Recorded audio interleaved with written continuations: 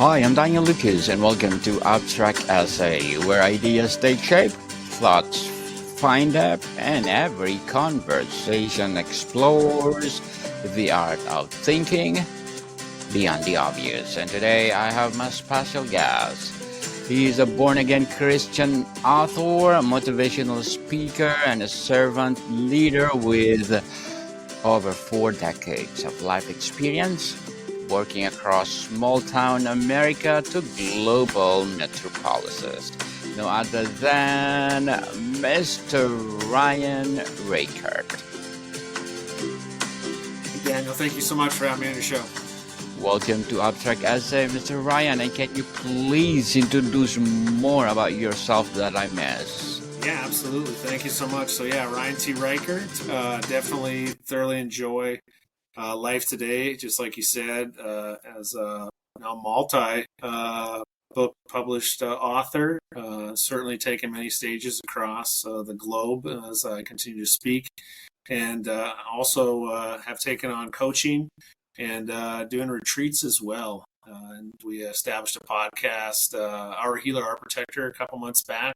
Co-host that with Lisa Sanders. She's a nurse of 25 years here in Minnesota. And just super excited to be on your show. Actually, once again, because we did talk about the first book, God Only Knows the Devil Comes to You, A Second Chance at Life, maybe a month or two ago. And so thank you so much for having me back. Mr. Ryan Reichert, thank you so much for sharing your knowledge and wisdom to the world. And today, let's talk about your upcoming book, Icarus Effect, the high and lows of our emotions. Men have feeling too. What inspired you to create this empowering book? Yeah, I think it came very rapidly after the first book. I want to say, maybe 10 days after writing God Only Knows the Devil Comes to You, A Second Chance at Life, the Icarus Effect was born. It came very quickly. And, for everybody out there, when it gets released, it'll look like this. And you could get an author copy if you wanted to hit me up on any of the social media, DM me. But it really breaks down kind of how our emotions, you have the fleeting highs or the debilitating lows.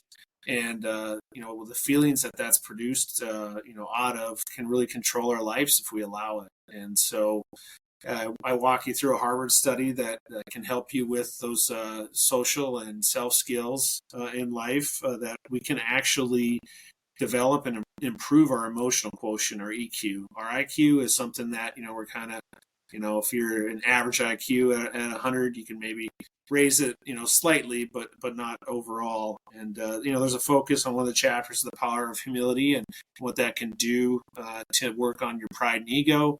If you struggle in that department, previously in life, I wasn't humbled, and I went through a lot of different struggles through addiction and recovery and so on and so forth with that. Been clean and sober 20 months now. And I think a lot of that with writing the first book and now this book is kind of, taking you through that transformational side of life as one improves, where you've been and where you plan on going. And now it's giving back and serving others so that, it's kind of like the test and the testimony, where we can really share, all the maybe poor choices or mistakes we've made and some of those outcomes, and know that it's not going to kill you, it's going to hurt. And through that pain, an amazing amount of good can come from it all. And, I think witnessing that just in the last, I think the first book was, we wrote it back, in January. And, the second book started writing it in February. And so, just in a short amount of time, both of them soon to be published. First one was published back in June. And so, really exciting. Mr. Ryan, how do you define healthy emotional expressions for men in today's world? Yeah, it means that like men can be vulnerable and show their emotions. I think that's the greatest thing that I've really, I served 23 years in the Army. And so for me, it was always kind of suppressing those emotions and those feelings. I could look like Captain America on the outside, but on the inside, I was like a burning city. And my family probably, unfortunately, were the ones that had to see some of that destruction. And it's one today where as men, I think we should be able to openly talk about how we feel, and certain things that happen in our lives that can cause those emotions to create, a little bit of that chaos, but do it in such a way that you actually are able to have a conversation with other human beings. And, we have two ears and one mouth for a reason, so we should listen more than we do talk. And from that end, it's just actually, I'll go through a couple of the little things that just it helps when dealing with how are you going to work on your on all your social skills and self skills versus some of those. And the Harvard techniques for mastering emotional intelligence, and they break it down here. It says only 10% success comes from IQ. The other 90% actually comes from emotional intelligence, known as EQ. Harvard's research calls it the number one skill for thriving in work, relationships, and life. And so when I think about that, just like you're saying, for men with our emotions and our feelings, what can we really understand in this? And, it talks about learning your emotional vocabulary, the ability to name your feeling. Instead of saying, I feel bad, Harvard would suggest you words like frustrated, overwhelmed, and indifferent. Why is this important? If you name your feelings, they become 50% less intense. By doing this, you will feel better, actually. And I think it's kind of one of those where, Bruce Lee was always one to share with, the reason why we call, words have meanings. So, like, we're casting spells over ourselves if we ever talk negatively about ourselves. Like, if you say, I'm tired, or X, Y, and Z, you actually create that dynamic on top of you. So the same goes for our emotions and naming our feelings in such a way that it wouldn't cause us to feel bad, because that would be demeaning and create shame. And shame is such a dark and evil blanket that you can cast over the top of yourself. So where if you just say, instead of I feel bad, frustrated, overwhelmed, or indifferent, it would lessen that, and that pain that you could possibly have from I feel bad wouldn't be there. And then it breaks down like, social skills and strengthening them. Like I said, the 2 ears and one mouth. So listening more. And then basically focusing on 100 minutes each week, practicing eye contact, actually nodding and being engaged in another person in conversation. You ask open-ended questions, and it allows that connection with another human being to grow stronger. And then really actually mastering small talk. And they use the FORM technique. So F is for family. How's your family doing? O is for occupation. What keeps you busy these days? The R is recreation. Do anything fun this weekend? And the M is for message. Find something meaningful to share. And there's a few other areas that they talk about that goes in depth for us to really work on those social skills.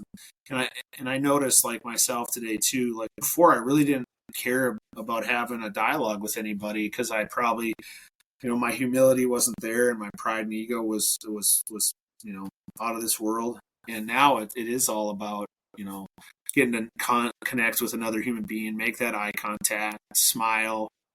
Say please, say thank you, say excuse me, say I'm sorry, depending on what type of interactions you have with another human being, and just really having that human connection and being cognizant of how you act and react with another human being. Why do you think societal still struggles to accept male vulnerability, Mr. Ryan? Yeah, I mean, I think it's just one of those things where, it's just like the saying, men are from Mars and women are from Venus. So it's, men are supposed to be this strong, unbreakable specimen of human existence. And, if there's anything other than that, it's a weakness. And that's just my look at it. And today, I believe someone as a man is stronger if they can be more vulnerable, if they can be as brutally honest as possible. And, we can just share some of those gaps that we have, be it, in our intelligence, and, that lack, or, it can be debilitating sometimes, not to have the answers. And, we end up then condemning people for their actions. And men, unfortunately, I'm certainly one that I've made a lot of mistakes in my life. And I know for me to continue to move forward in life that I have to take that lesson in the mistakes. And today I say it's either a lesson or a blessing. And, normally mistakes, there are a lesson and it could be a blessing as well. And so it has a lot to do, I believe, with pain. And, no one wants to endure pain, but the greatest good comes from it. And, that's really, as men, us understanding, how important it is for us to show that vulnerability, show like our feelings and to communicate it, to address our, acknowledge our needs in such a way that you can actually communicate, and it creates the vulnerability, but also the trust in your partnerships, your relationships, and anything that you actually have with another human being under the sun. What's the most damaging myth about men's emotions you want to debunk, Mr. Ryan? Well, I used to have a saying, you have to have feelings to hurt them. And we all have feelings. Every single human being has feelings. And understanding that in a previous life, I had a silver tongue and I was extremely judgmental and very unkind with my words. And I think for everybody out there, men, women, children, whomever it is, unfortunately, you can't take back what you say. So it's better to use the two ears, one mouth and listen. And if it doesn't need to be said, be the bigger person and don't say it, because once you do say it, uh, it can be extremely damaging and there's nothing you can do to repair it. How has your personal journey with emotional high and lows shaped this work? Yeah, I think it goes all the way back to being a kid and kind of how the communications or the lack thereof possibly were with my own father. Today I can have open conversations with him, but when I was younger, even not that far ago, probably a few years back, I don't know if it was out of respect, out of fear, or whatever it may be, is knowing that you can still have, I just said, don't say things that could hurt people, but also like in the dialogue of understanding that you still do need to have certain conversations when it comes to addressing, how, if you want people to be in your life, how they treat you and how that makes you feel. Establishing healthy boundaries, and sometimes, unfortunately, those boundaries mean a non-existent or non-existing relationship, basically, where you just have to cut ties with people. And that's the hard one, right? Like those, the illusion of life, and what we believe one's potential is what we're always looking for, the potential we see in another human being. And unfortunately, actions speak louder than words, and one's performance is kind of the telltale and not so much their potential, unfortunately. Mr. Ryan, let's talk about the societal pressures and masculinity. What cultural systemic barriers make it hard men to express negative emotions? Yeah, I mean, this one certainly is, for me, when I look at myself, like growing up, very, macho side of things, I'm a football player, basketball player, baseball player, track, all those things. Played rugby in college, joined the army, as an airborne ranger, did that for 23 years. And so like all those things I'm stating, and, then go to Fortune 500 America, and I'm like, it's like creating this Captain America version, right? This perfect version of every, boy, man, whatever it looks like. And, understanding then that entity can't have any chinks in their armor. They can't be uh, dirty or broken or mistaken. And and understanding that that's the whole side of life, is to be redeemed and to have redemption, and knowing that like you can improve from that darkness. It's what's the old saying with whatever the Batman, basically where you're the hero so long that you become the villain or whatever, and I think that's where society struggles, is like, if you become the villain, can you ever be the hero again? And I say absolutely, like, because then there would never be any form of redemption necessary. Granted, if you become the villain in someone's story, it takes a pretty emotionally intelligent and mature person to forgive another human being. And I think that's where it really comes into play, is like understanding one's emotions and those feelings. And through that emotional intelligence, create an emotional maturity for you to say, I forgive you. I might not like what you did to me, but I do forgive you. And to be able to move on from that. That doesn't mean that you have to have a relationship ever again in it.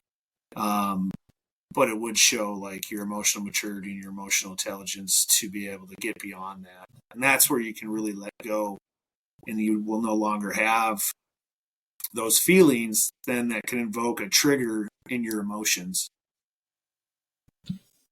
Very well said, Mr. Ryan. Very well said. And as an author, what are your short-term and long-term goals? Yeah, absolutely. So, looking forward to when the Icarus Effect is, publicly released. We're also working on a third book, title, kicking it around a couple different ones. So I kind of like the one day at a time theory, 6 steps to thrive every day.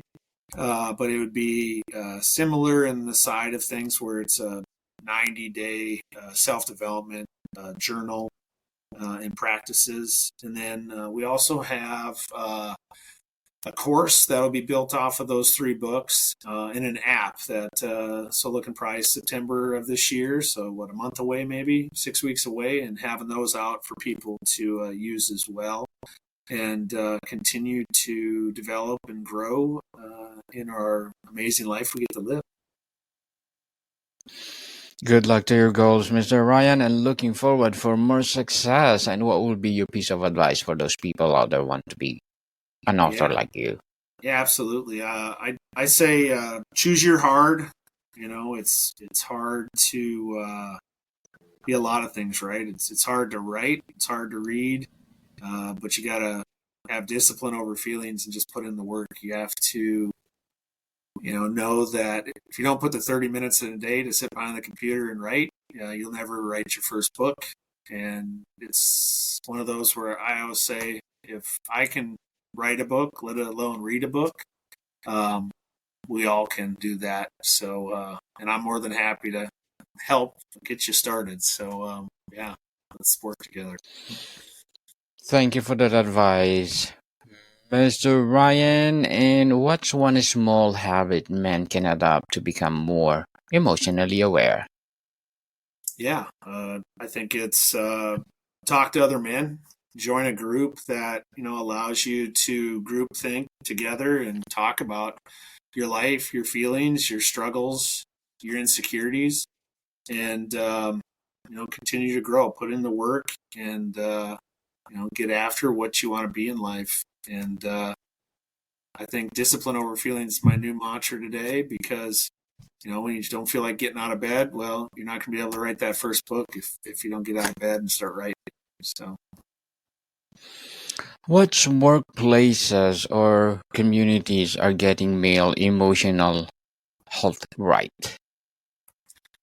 well, I mean, for me, it's, I definitely see it. I'm in a men's Bible study group, so that's my spirituality in life, where I see, a vast group of men, from 25 to 80, talking about their beliefs and their feelings and so on and so forth there. And a lot of folks would be like, well, that's expected, and say, well, if you have you gone to prison and gone to see a group of men, or for women out there, I mean, it's the same. Like we all find ourselves in our struggles through that pain where we, it heightens those feelings and the understanding of that redemption I talked about earlier.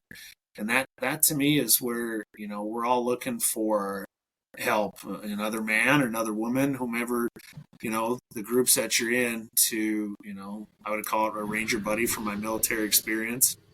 But that's where, you need to have another human in your life that can give you a sounding board, a little bit of accountability. And, you're either pulling them up or they're pulling you up. And that to me is like selecting your circles to grow in, your professional circles, your personal circles, your spiritual circles, whatever those look like. You don't want to be the smartest one in that group. You want to be, maybe in the middle of the pack and, working your way up. And then it's time to change those out every, couple of years to just continue to grow. So it's good to have, a business coach, a life coach, a strength coach, whatever you're into. And everyone's like, well, that costs money. Well, sure, it costs money, but how successful do you want to be? I believe for me, my higher power, if you can't handle $1,000 problems, you're certainly not going to get paid more, kind of thing in life. And so I just say, choose your heart and put in the work. How do you help men rebuild after emotional crash, Mr. Ryan? Yeah, I take, in my coaching and mentorship programs, through a spiritual practices daily program. It's a routine that, works through your attitude of gratitude and your meditation and prayer in the morning. It focuses on how you carry yourself, through the 6 steps of, it's really easy. You make eye contact, you smile, you say please, you say thank you say excuse me, you say I'm sorry, and then you just do that like throughout your awakened day. You write 10 things that you're grateful for.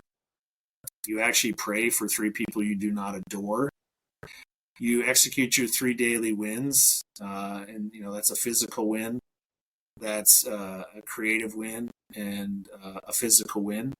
And then from there, you actually do an after-action review similar to what we do in the military, where you look at your sustains, your improves, and then actions you need to take. And that's the most important thing I'd say for everyone listening, because if you do not take action, nothing will ever happen.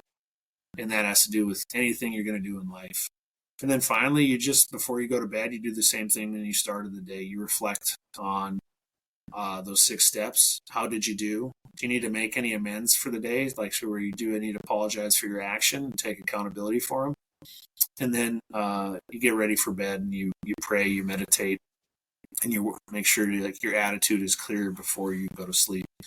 And so if you go to sleep on the right side of the bed, you'll wake up on the right side. And if you get your day started off on the right foot, you'll stay on the right foot. And, you just do that one day at a time, and you'll be amazed where you end up in life.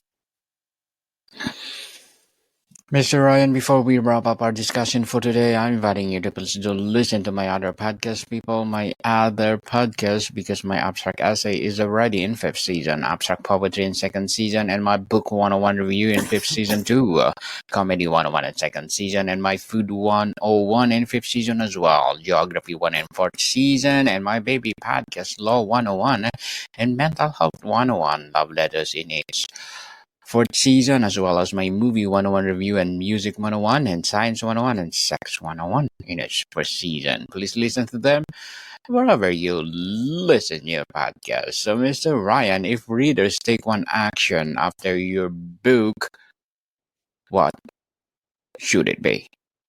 I think stick to your routines and you'll find the ultimate success in life. Yes, Mr. Ryan Reichert. Thank you so much for sharing your knowledge and wisdom to the world. So can you please invite our listeners to support your book as well as your upcoming book? Thank you, Daniel, so much. Really appreciate it. So where do people can buy your book, Mr. Ryan? Yeah, so you can go to Amazon, Barnes & Noble, Target, Walmart.com, anywhere where you purchase books online. And you can pre-order the second book now, and you should have it 30 September. Yes, people, let's support Mr. Ryan Reichert, because if you support him, for sure, more and more and more empowering books like this to come. So, Mr. Ryan, thank you so much for your time.